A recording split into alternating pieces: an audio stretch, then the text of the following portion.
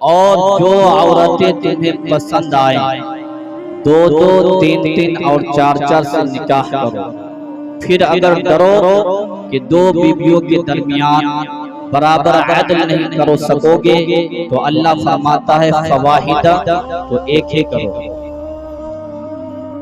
اس آیت سے یہ معلوم ہوا کہ تمام امت کا اجماع ہے، یعنی اس آیت سے یہ معلوم ہوا کہ آزاد مرد کے لیے 4 عورتوں تک سے نکاح جائز ہے، اور تمام امت کا اجماع ہے کہ ایک وقت میں یعنی 4 عورتوں سے زیادہ نکاح کسی کے لیے جائز نہیں ہے سوائے رسول اکرم صلی اللہ علیہ وسلم، اور یہ آپ صلی اللہ علیہ وسلم کی خصوصیات میں سے بھی ہے۔ ابو داؤد کی حدیث ہے، ایک شخص نے اسلام قبول کیا، اس کے پاس 8 بیویاں تھیں، حضور نے فرمایا اس میں سے صرف 4 رکھنا۔ حضرات محترم، اس آیت سے یہ بھی معلوم ہوا کہ کوئی 4 شادیاں کرنے کی صورت میں سبوں کے درمیان، تمام بیویوں کے درمیان برابر عدل و انصاف نہیں کر سکتا، اس کے لیے آیا ہے کہ اگر 3 میں برابر حق عدل انصاف کر سکتا ہے تو 3 شادیاں کرنے کی اجازت ہے۔ کوئی 3 میں نہیں کر سکتا، 2 کے درمیان برابر عدل کر سکتا ہے تو 2 شادیاں کرنے کی اجازت ہے، اور جو 2 میں بھی انصاف صحیح سے نہ کر سکے اس کے لیے آیا ہے فواحدہ، تو ایک ہی کرے۔ اس سے یہ بھی معلوم ہوا کہ بیوی کے جو حقوق ہے وہ فرض ہے، یعنی ان کے حقوق ادا کرنا یہ فرض ہے۔ اس میں خاص 4 آتا ہے، یعنی رہنے کے لیے مکان، پہننے کے لیے کپڑے، اور کھانے کی چیز، اور خاص کر جو رات میں میاں بیوی کے درمیان وہ 4 چیزیں خاص طور پہ یہ بیوی کے حقوق ہیں، ویسے بہت سارے حقوق ہیں۔ حضرات محترم، اسلام ایک ایسا اکمل اور کامل مذہب ہے جو ہر شعبے میں انسان کی رہنمائی کرتے ہیں۔ اللہ تعالیٰ نے اس دنیا میں جتنی مخلوقات پیدا فرمائی ان میں سے ان مخلوقات میں سے انسان بھی ایک مخلوق تھے، اور انسان کو اللہ نے کیسا بنایا تو اللہ فرماتا ہے لَقَدْ خَلَقْنَا الْإِنسَانَ فِي أَحْسَنِ تَقْوِيمٍ، اور بے شک ہم نے انسان کو اچھی صورت میں بنایا، اچھی صورت میں پیدا فرمایا۔ تو انسان کو اللہ تعالیٰ نے اشرف و اعلیٰ بنایا، تو انسان کے اندر اللہ تعالیٰ نے فطری خواہشات رکھی، اور اس کی تکمیل کے لیے ہمیں جو ضابطہ اور قانون دیا وہ بھی اشرف و اعلیٰ ہے، یعنی اسی ضابطے کا نام نکاح ہے، یعنی انسان نکاح کر کے وہی ساری چیزیں کرتے ہیں۔ تو گویا کہ آپ نے جانور کو دیکھا ہوگا کہ جانور راستے پیرے اپنی خواہشات پوری کر لیتے ہیں، تو آپ نے دیکھا ہوگا، لیکن انسان کو جو ضابطہ اللہ نے دیا اسی کا نام نکاح ہے۔ نکاح کر کے انسان اسی خواہش کو پوری جائز طریقے سے کرتا ہے، تو انسان گویا کہ جانوروں سے ممتاز ہو جاتا ہے، لیکن انسان بغیر نکاح کیے وہی کام کرتا ہے تو جانوروں میں، اور انسان ویسے کام کرنے والے یعنی بغیر نکاح کے جو زنا کاری کرتے ہیں تو پھر جانوروں میں اور انسانوں میں کوئی فرق نہیں رہ جاتا ہے۔ تو اس ضابطے پہ عمل کیجیے۔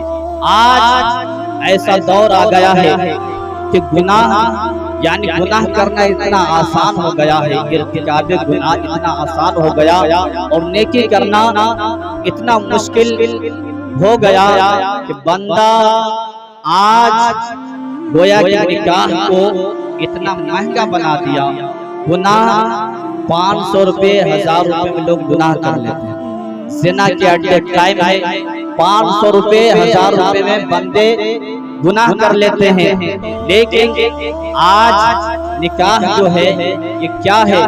نکاح کے لیے حضور نے فرمایا کم سے کم 10 درہم آپ باندھ دیجئے، گویا کہ 786 روپے آپ نیپالی دین مہر باندھ دیتے ہیں تو آپ کا نکاح ہو جاتا ہے۔ آپ نکاح کر سکتے ہیں 786 روپے میں، 7786 روپے میں، تو گویا کہ آپ کا نکاح ہو گیا۔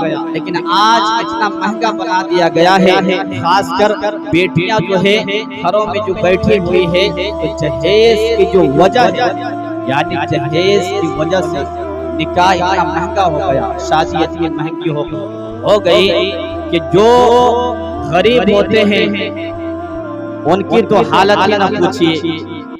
آج ایسا معاملہ ہمارے معاشرے میں شادی کو اتنی مہنگی بنا دی گئی، نکاح کو اتنا مہنگا بنا دیا گیا۔ آخر کس نے بنایا؟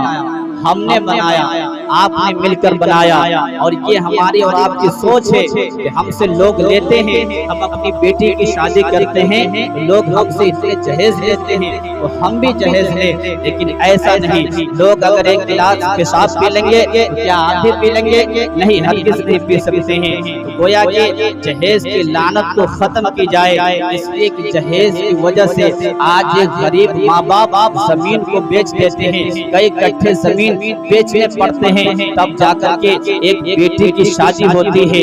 لیکن جہیز کی لعنت ختم کیسے ہو؟ یہ ہم لوگ جذبہ اور ایمان مضبوط ہونا چاہیے۔ ہم لوگ عہد کر لیں گے کہ ہم اپنے بیٹوں کی شادیاں کریں گے، اس میں جہیز نہیں لیں گے۔ بیٹے اگر نہیں لینے کے لیے کہتے بھی ہیں تو لوگ کیا کرتے ہیں؟ ماں باپ سختی کرتے ہیں کہ اگر تم جہیز نہیں لوگے تو میرے گھر میں نہیں رہ سکتے ہو، اور پھر یہ بھی ہوتا ہے کہ بیٹے کو صحیح وقت پر شادی بھی نہیں کرتے ہیں۔ آئیے تو حدیث سنا دیتا ہوں، پھر اس کے بعد اس پر روشنی ڈالتا ہوں۔ حضور نے فرمایا کہ کوئی بھی مسلمان جب نکاح کرتا ہے تو اس کا آدھا ایمان محفوظ ہو جاتا ہے، اور آدھے میں اللہ تعالیٰ سے ڈرے۔ اور شیطان، یعنی جب کسی مسلمان کا نکاح ہوتا ہے تو شیطان روتا ہے اور کہتا ہے ہائے افسوس، ابن آدم نے مجھ سے 2/3 ایمان بچا لیا۔